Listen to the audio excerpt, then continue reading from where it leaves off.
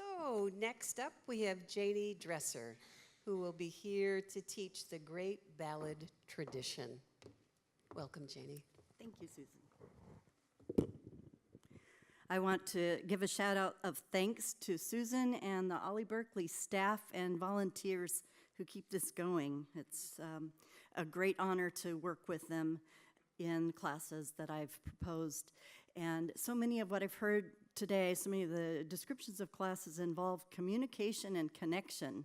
I think that's really a theme that Ollie is promoting. So I teach a class called Ballads, Stories in Poems and Poems in Songs. About 2 years ago, Bob Dylan received the Nobel Prize for Literature, and a lot of people were a little bit miffed that he was a songwriter and not a poet per se. But what I felt with the Academy in choosing Bob Dylan, they were also acknowledging a long-standing, sometimes overlooked tradition of oral literature that goes back to the beginnings of poetry and beginnings of writing. So it was not just Bob receiving that Nobel Prize, but generations and writers and singers who have promoted stories in poems and poems in songs. A ballad is basically a poem that is telling a story and written in a certain formula structure. And in songs, many poems have been set to music, and many songs tell stories the way that the ballad tradition in literature, like the Rime of the Ancient Mariner or Casey at the Bat, tells stories.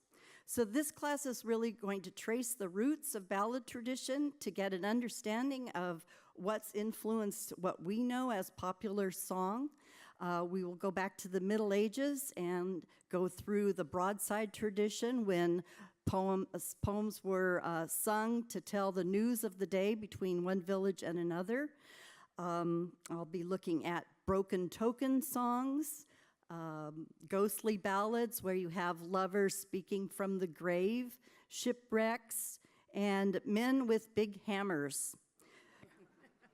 So we'll be covering a lot of material. We'll look at some of the written poems, things like the cremation of Sam McGee.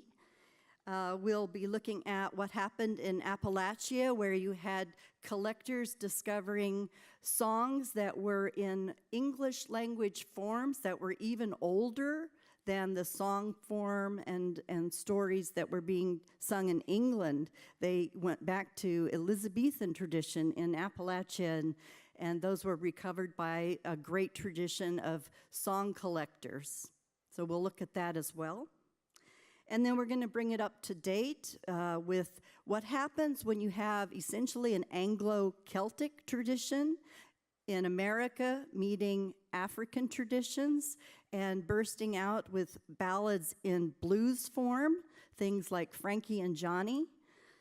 We have, of course, our modern balladeers, including Bob Dylan, Tangled Up in Blue, and many, many other stories in song that Bob Dylan features. We'll look at Leadbelly. We'll look at Bruce Springsteen, of course, one of our great storytellers in song, and end up with some contemporaries like Steve Earle and Mary Chapin Carpenter. So it's going to be a big bop around song tradition. We'll be listening to a lot of music in class and telling a lot of stories, and I hope you'll join me. It'll be a lot of fun. Thank you. Jannie, thank you.